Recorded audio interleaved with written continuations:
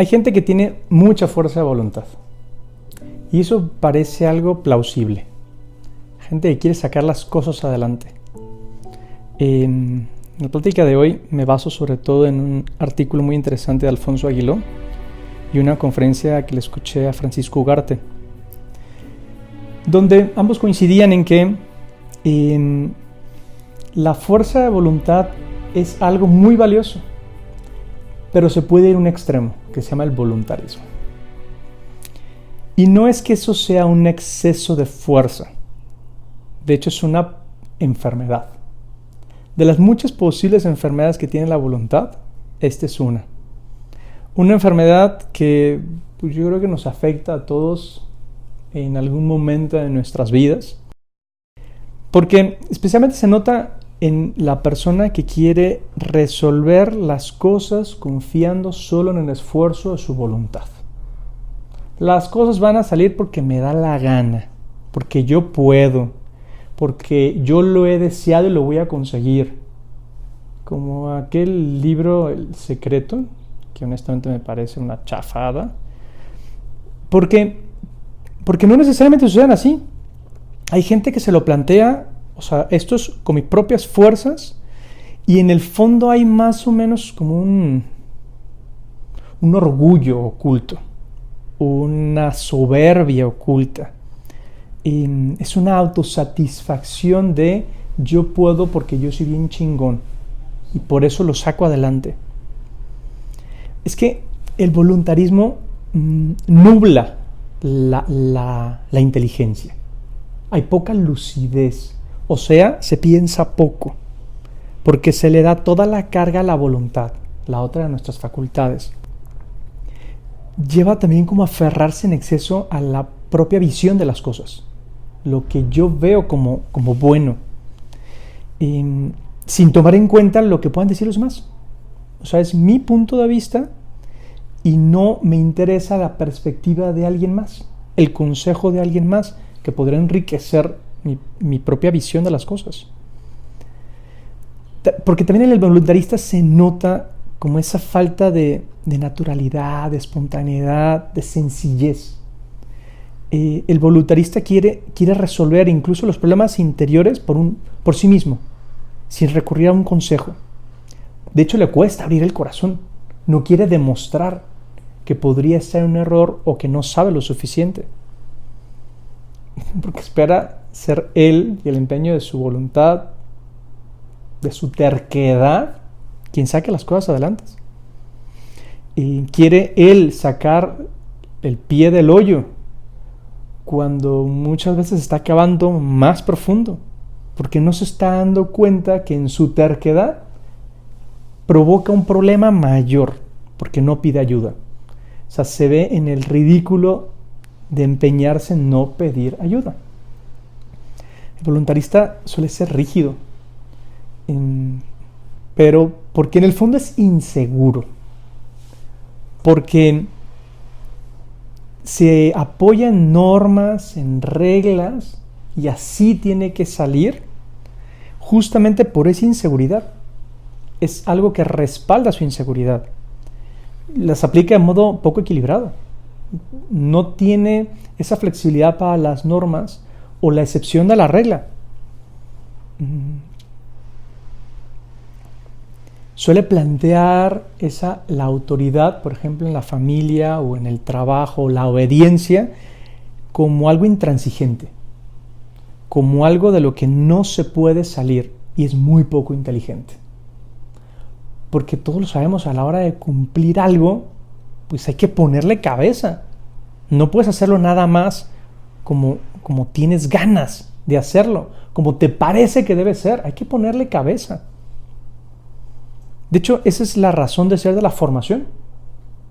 O sea, cuando uno forma su persona, es justo eso, dar forma. No es saber, sino ser. Por eso la insistencia de que en estas pláticas no nos quedemos nada más con la teoría, sino cómo la aplicamos. O sea, esto cómo llega a mi vida, no qué sé de más, sino cómo lo llevo a la práctica, cómo soy más. O sea, la formación configura a la persona, la cambia. Esto lo dice Francisco Ugarte. Le hace ser de otra manera. O sea, a mí no me forma lo que alguien más me diga. No me forma un conferencista, no me forma un podcast, no me forma el Papa o un libro o alguien que me da un consejo. Me forman mis decisiones. Todo lo que yo pueda escuchar, todo lo que me pueda enriquecer, tengo que hacer lo mío. Todo lo que dicen, todos los que dije anteriormente, me sitúan. Pero solo mi libertad me da forma. Solo mis decisiones personales dan forma. En definitiva, forma el querer, no el hacer. Por eso el voluntarista lleva tan mal sus propios fracasos. Porque está pensando solamente en el hacer. Esa búsqueda de cumplir, que a veces es un cumplimiento. Da la impresión de que hace las cosas. En el fondo ni siquiera tiene ganas de hacerlo, por lo tanto ni siquiera es libre. Tras esa como lucha abnegada, habitual, también se cansa y se rompe por dentro. Es cuando más se manifiesta esa fragilidad que tiene el voluntarista. Porque, como en el símil de una barra de hierro, si está muy rígida, la puedes quebrar y no puedes hacer nada más con ella. Algo más flexible se adapta a las circunstancias y no se rompe. Por eso es fácil que el voluntarista se hunda, que caiga incluso en la falta de motivación. Necesita motivación constante, que se refugie en el victimismo, que incluso llega a la depresión, porque no quiere lo que está haciendo, solo lo hace. Además, el voluntarista usualmente se propone metas poco realistas, solo guiado por el deber ser y también por un deseo como de sobresalir, de llegar a más de lo que él puede abarcar. Es curioso, pero aun cuando da muy buena imagen, suele tener sentimientos de inferioridad, porque constantemente el voluntarista se compara con los demás, lo que le genera una frustración, porque ve en los demás ideales poco alcanzables, porque no están en sus circunstancias, o ve cosas que le parecen atractivas, pero no consigue emular. Podría decirse incluso que el voluntarista en el fondo es bastante sentimental. Y sentimental porque su motivación en esto del deber ser, al final es solamente como un gustito por quedar bien.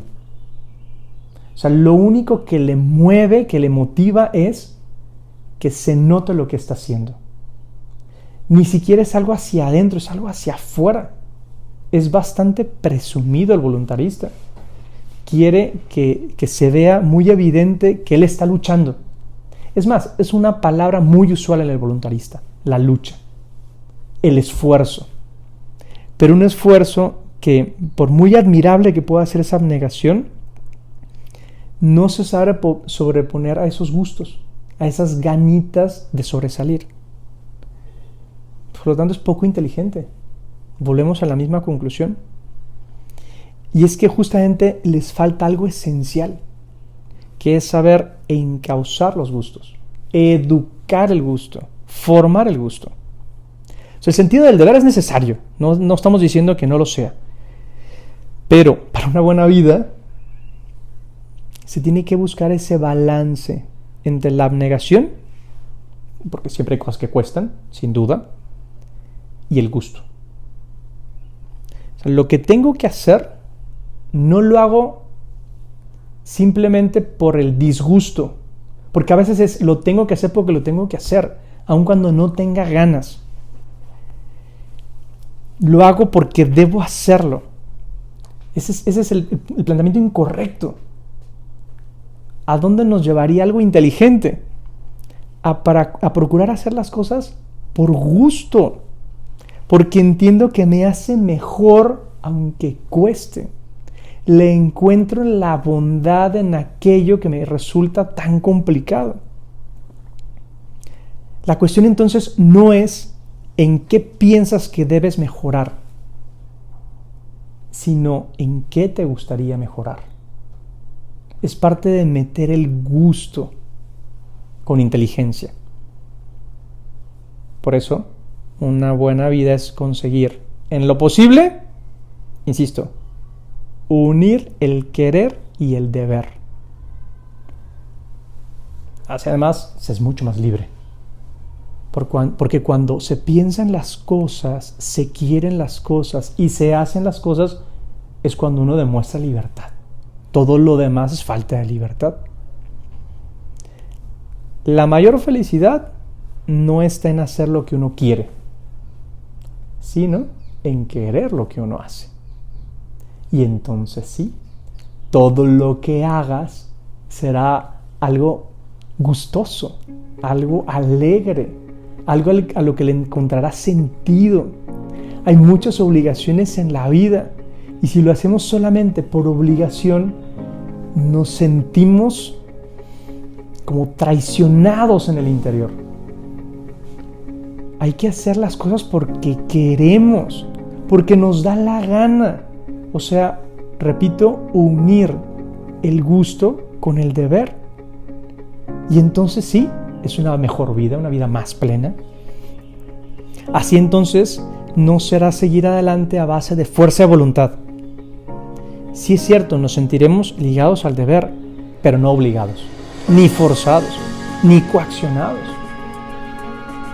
En todo caso, percibiremos con el deber como un ideal que nos lleva a la plenitud, como algo que sabemos que nos hace mejores personas.